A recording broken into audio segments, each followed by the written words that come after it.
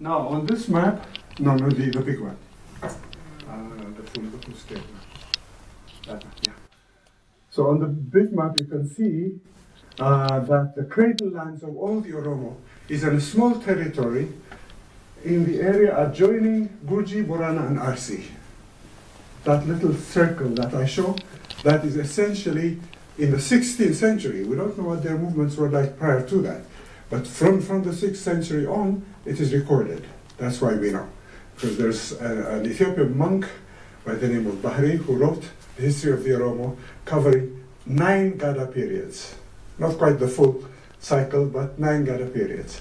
And for each Gada, he tells us which territory they conquered and against which Ethiopian emperor they fought. So it's amazing to find a document of that type in the 16th century written in the indigenous languages, in Legese in his case. Okay, let's go to the next one. So the expansion of the population today still goes on, driven largely not by conquest, by drought. So whenever there's a drought, the nomadic populations have to move. Which way do they move? They cannot move east-west. It would be suicidal for them to do so, because the ecological belts in Africa goes from east to west. The Sahelian belt goes from Senegal all the way to Somalia. So if you're a nomad and there's drought, you do not move east-west. You remain within the drought belt.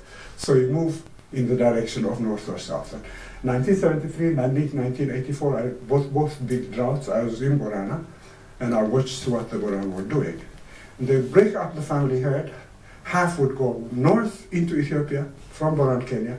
The other half would go south all the way to Waso. To Waso, we can't see it any longer. But to Waso, which is what? Approximately 200 kilometers south and 200 kilometers north. That way they can escape from the drought. So they have all kinds of mechanisms for surviving the drought, where migration is one of them. Now, the other factor that impinges on Oromo as a whole is the pressure coming from the Somali. The Somali is another expansive nation. And they are a nomadic but camel herding population, camel and goat herding population. The Oromo are cattle and sheep herding population, mainly. So cattle and sheep are grazers, camel and goat are browsers. So the territory that had to be abandoned because there's a shortage of water, because of lack of grass, will be occupied by the Somali, who with their camels and goats, because they can browse on trees. When they go back, the Oromo find that the territory is not only occupied, but it's also overgrazed and rendered useless from their perspective.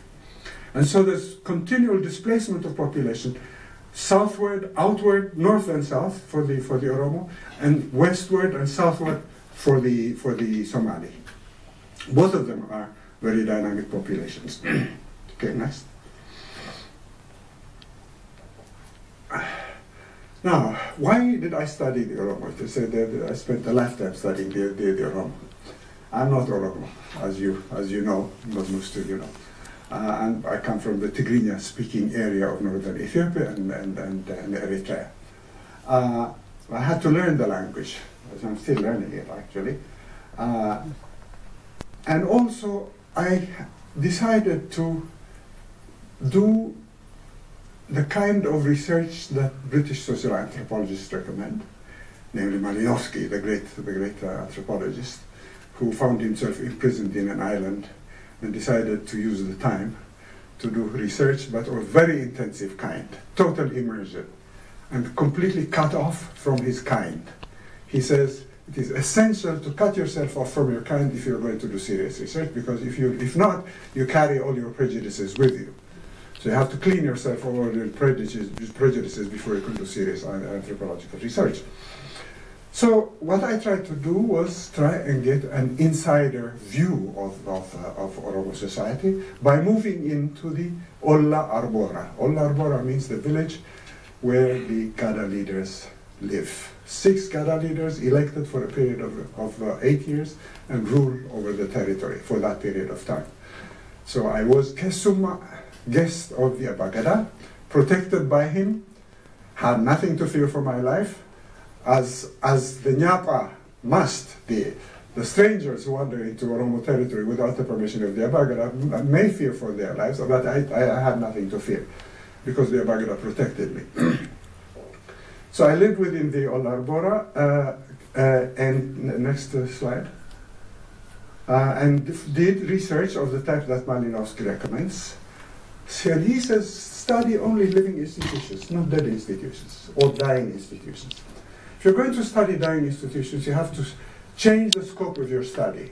You have to change from ethnography to history. That is to say, you have to learn how the society came to be what it is under the pressures of colonialism or whatever it is that causing them to change. So mine was searching for the part of the Oromo nation where the Gada system is alive. And to ensure that is what I'm going to do, I made a year-long survey of the whole of Oromo territory to see where the institution is alive. There were two influences on my career. One was my great-grandfather, who was one of the evangelical pioneers in Eritrea, who founded the evangelical church in Eritrea. 5 priests who decided that they would prefer to teach the religion, Christianity, using the language that people understand instead of Ge'ez. Ge'ez is a dead language. Which is, of course, exactly the same problem that Luther faced vis-à-vis the Catholic Church. He said that teaching in Latin is obscurantism. You should use some language that they understand. So they did that, and as a result, they were condemned to death by Emperor Johannes as kahari. I don't know what to call it. No, not traitors. Heretics. As heretics. So they were condemned to death, and they fled. Next slide. They fled from there to settle in the Ottoman Turk occupied territory along the coast of Eritrea. And they were living there for a long time, and they were joined by a slave who was an Oromo slave sold into slavery by the name of Onesimus Nasib, who was purchased or maybe released by Munzinger Pasha, the governor of the territory, the Turkish government's territory, and handed over to the evangelical group. So he lived with them, learned the language, learned Ge'ez and Tigrinya with them, and became a Lutheran minister by going to Sweden, receiving training in Sweden, coming back to Eritrea to begin translating the Bible into Oromo. The first book ever translated into Oromo was the Bible by him. And his Eritrean colleagues were also translating the Bible into Tigrinya. So they're both pioneers, evangelical pioneers. And so I grew up listening to stories about Onesimus and his people from my great-grandfather, and that was engraved in my mind when I came in graduate school to try to decide what topic I should choose, and of course Oromo was the natural choice. Next. So after doing my high school and college in Ethiopia and anthropology at Harvard, in William James was the first institution in America to do serious multidisciplinary research.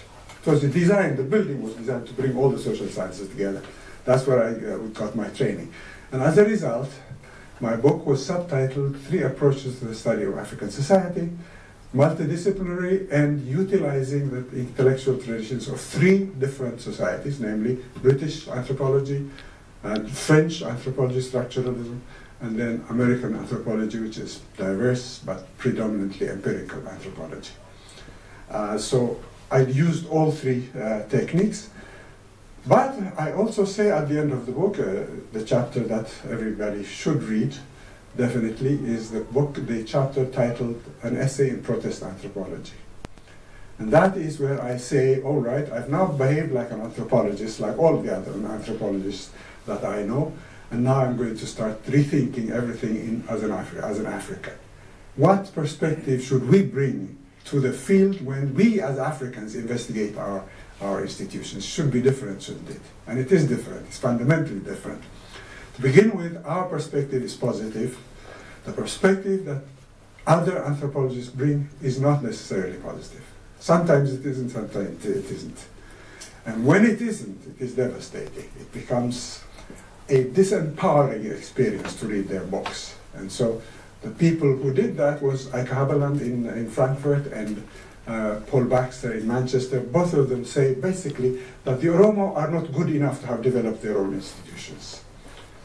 They must have borrowed them from someplace, Haberland says. I don't know quite from where, maybe from India, but they must have borrowed it, because they are too simple a people to have created their own institutions. That's a deeply prejudiced view of our society.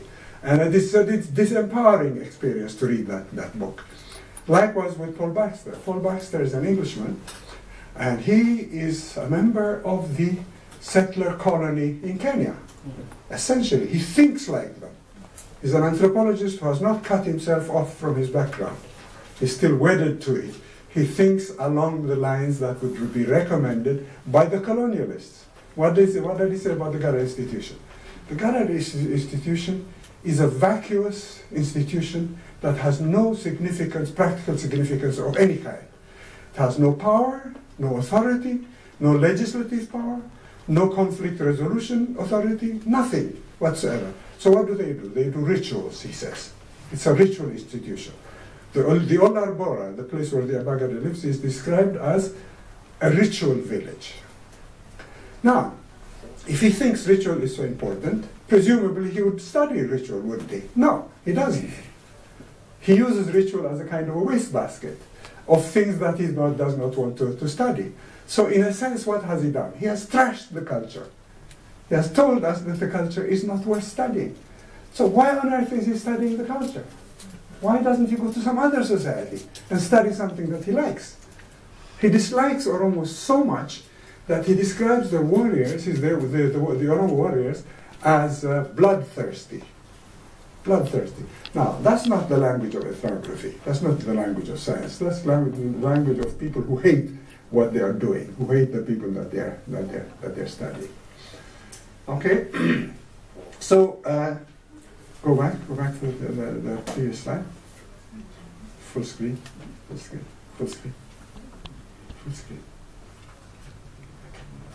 Okay, was that where we were? Go back one. Go back one. Okay. No, don't go too far. Okay. Okay, so we're done with this one. What's the next one? Okay, now there are other European scholars who study the same institutions. They come to completely different conclusions. The first one was Antoine Dabadi. He's a Basque scholar from France, and the Basques are nationalists, as you know. And he says basically that the Oromo have discovered democracy independently of the Western world. So he writes an article called Sur les Oromos, Grande Nation Africaine, on the Oromo, great African nation, and describes in detail. He lived among them for 5 years. So this is observational stuff, firsthand. His brother wrote a book called 5 années de séjour en Ethiopie. That's 5 years of stay in Ethiopia. So these people really know what they're talking about. So he says that the Oromo have created a multi-headed democracy. Not one head, but several heads, each with a different function. And describes the language of democracy and the fact that they have whips. They are horsemen, the Oromo are horsemen, so the whip is a symbol of authority. And they use it as a form of punctuation, he says.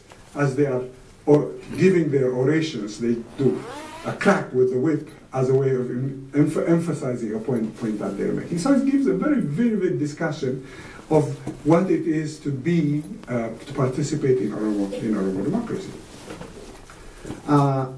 So Dabadi writes this paper and reads it to the French National Assembly to tell them that this is what Africans are capable of producing. So compare that with Baxter. It's another world entirely, isn't it? Same society, but coming from a different perspective. a nation that had no interest in colonizing Africa at that stage, or at least that part of Africa at that stage, and therefore he is a disinterested observer. Another is Claude Lévi-Strauss. Lévi-Strauss did nothing in Africa. He did most of his research in Central America. But nonetheless, Lévi-Strauss says that unless we shed our prejudices, you cannot do anthropology. It is foolish to think that the whole world is aiming to become like the Western world, and that the terminus of all civilization is to become Western. And he says nonsense. There are all kinds of other cultures that are very different, that have other objectives, and that are not aspiring to become like the Western world. So both Lévi-Strauss and Antoine Dabadie influenced my thinking when I did my research. So when the object of my research, as I said, was the Gada institution, specifically, but with Oromo culture generally beyond that, but specifically the Gada institution. So the center of that institution is the Gada cycle. Next slide. The Gada cycle, and it is an institution based on the human life cycle. That is to say, the entire political system is based on the human life cycle. Now, it's the structure is entirely different from Western democracies. Functionally, it's very much like Western democracies, but structurally, it's entirely different foundation. So here's the human life cycle, 88 years of the life cycle. Is this detachable or not, the mic? It's not, it's fixed, okay. Well, I'll just talk, I'll talk loud. Can you hear me? Okay, I'll talk loud. So the life cycle is 88 years long and starts at year 0 here. During the first 8 years of childhood, they are called Dabbale, and they are sacred. The children are sacred. They cannot be punished. People come to them to touch them in order to get fertility. They are sacred. But they are also genderless. They are neither male nor female. They are boys, but they are referred to as girls. Infant is what they call them. Okay? And they have hairstyle that is exactly like girls. The first initiation, they are given names, masculine names, and they become boys. And they leave the homestead. They have to go join the parents with the herding activities. First initiation is that. Then they become gamme at this stage. They are engaged mostly in herding activities. Then they become gamme buhudo, young gamme, and then gamme giliko, buhudo. And at this stage, that is where the big initiations take place, for both age groups and the generational groups, the age sets and the generation sets. So the age set formation and the Gada class formation takes place at this stage. While the initiations are over, at this stage they elect their 6 leaders. 6 leaders, 3 from one moiety, 3 from the other moiety. These people will live together from now until they retire, many, many years later. And their sole function is to govern. All their economic activities are handed over to Makala, assistants who are sent to them from the clans to look after their animals. So they have no